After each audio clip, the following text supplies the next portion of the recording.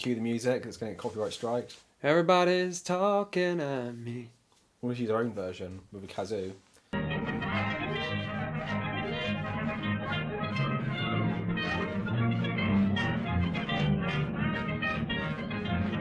Hi, welcome to AB Movies, where we watch an A movie and then 2 weeks later follow it up with a B movie. This week we are watching the A movie, and it's Midnight Cowboy, starring Jon Voight and Dustin Hoffman.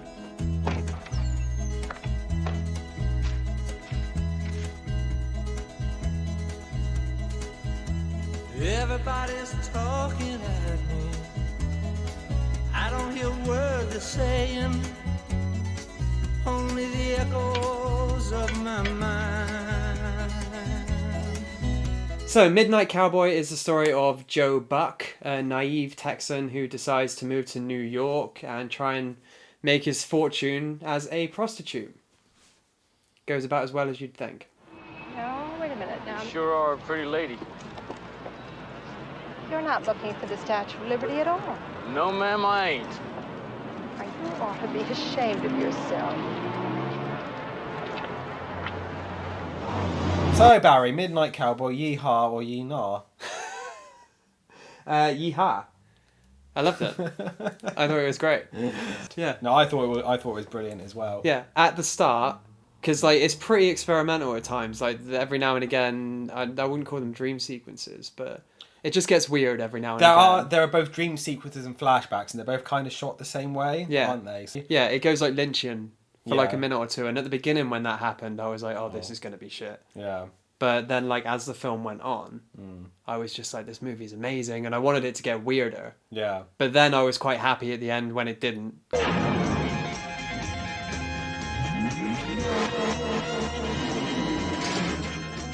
It's a dumb idea. Yeah, I mean, but that's the idea, isn't it? He's like he's a quaint country boy. Yeah, he has no idea what he's doing. He's like, hey, I'm just going to go to the city and have sex with women and make loads of money. Yeah. And it turns out they haven't really got the skills to survive in the city. Or be a prostitute. Exactly.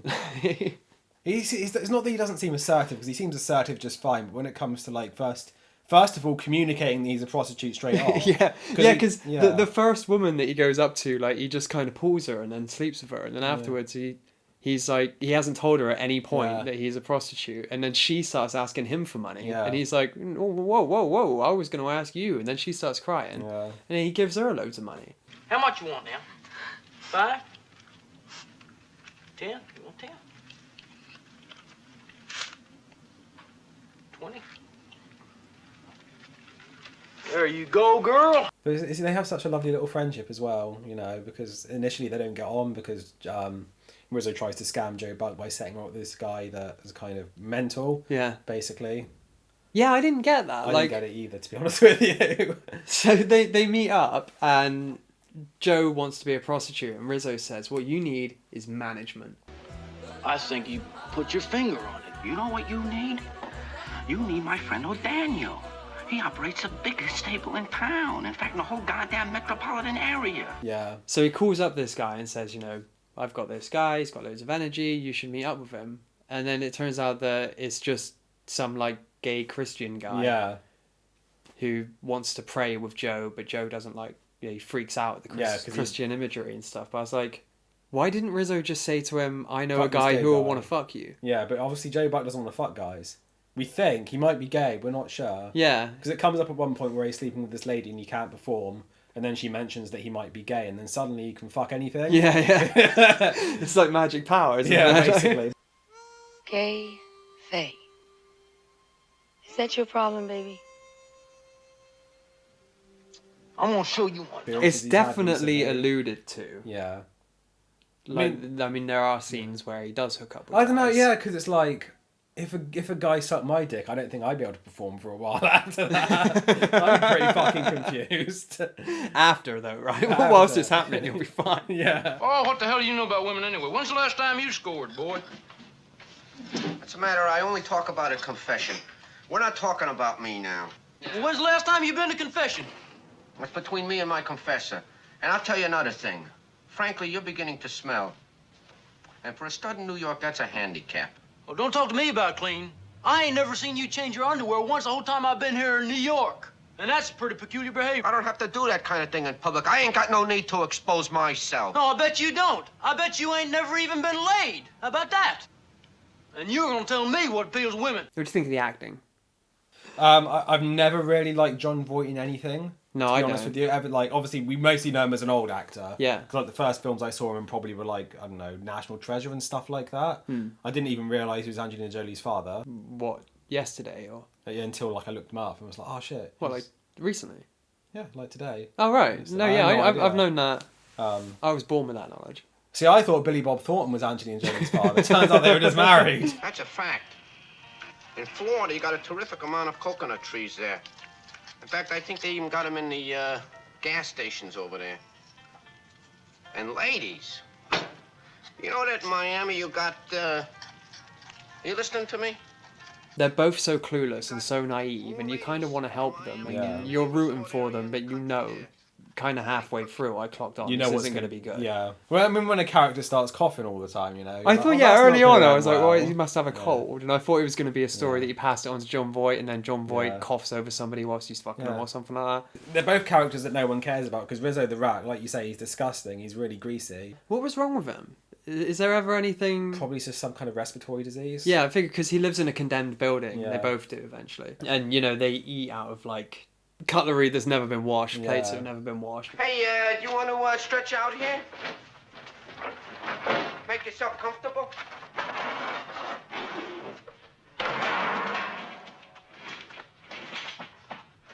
Okay. Go ahead. Why don't you take a nap? Did Dustin Hoffman make you want to cry, Barry? He did. A lot of scenes. Rizzo's always had like a gimpy leg and that, but he's just getting worse and worse. And when Joe Buck gets back to the flat, he's talking to Rizzo, and Rizzo's like, don't be mad, don't be mad. But I don't think I can walk anymore. And like, you can just see how terrified he is, because he's realising that he's deteriorating and that he might not make it. Absolutely. But then he refuses a doctor as well, which is like... Oh yeah, it's like... Dumbass characters, obviously. Everything that happens to them is their own fault. Yeah, that's Yeah. Oh, there's a scene where he wets himself when they're on the bus. Yeah. You know, it's just so pitiful. Did you see the ending coming? Spoilers, by the way. Yeah, so spoilers. Yeah. Rizzo dies. On the bus at the very end. Yeah, on the bus, because he's always wanted to go to Florida. So when his legs give out, he's sort of like, I better get to Florida now. Yeah. It's like you probably get to a warmer climate as well. Like your illness will be less bad, because obviously New York City's really cold. But you get like that though sometimes. Have you ever been like really ill and you're like in your bed and you're like, if I can just get to the couch, I'll be fine. Yeah. You know? Yeah. Yeah, and on the coach journey there, he wets himself and then later dies. Hey, what's the matter? I'm wet. You're what? I wet my pants, the seat's all wet. Oh, Ellie. You was crying over the damn thing. Here I am going to Florida, my leg hurts, my butt hurts, my chest hurts, my face hurts. And like that ain't enough, I gotta pee all over myself. That's funny. I'm falling apart here. I also just love the way it's bookended as well. Like it starts with a coach trip and it ends with a coach trip. But yeah, it's really nice. I like films that kind of have a circular notion to it, where a character like kind of, they don't end up in the same place obviously, but it's like they end up kind of in the same place, but something's changed. Yeah. I honestly think that after, like 5 minutes after the credits roll, Joe Buck's just on the street trying to pull women again, you know? He's like, oh no, cause I suppose the idea is that he's saying to Rizzo at the end, after Rizzo's died, but before Joe Buck realised that they're going to get a real job and stuff like that, and make a proper lives for themselves. Yeah, but I don't think he would. No, I don't think he would either. I don't think he's got the skills. I think he just said that in the moment. Yeah.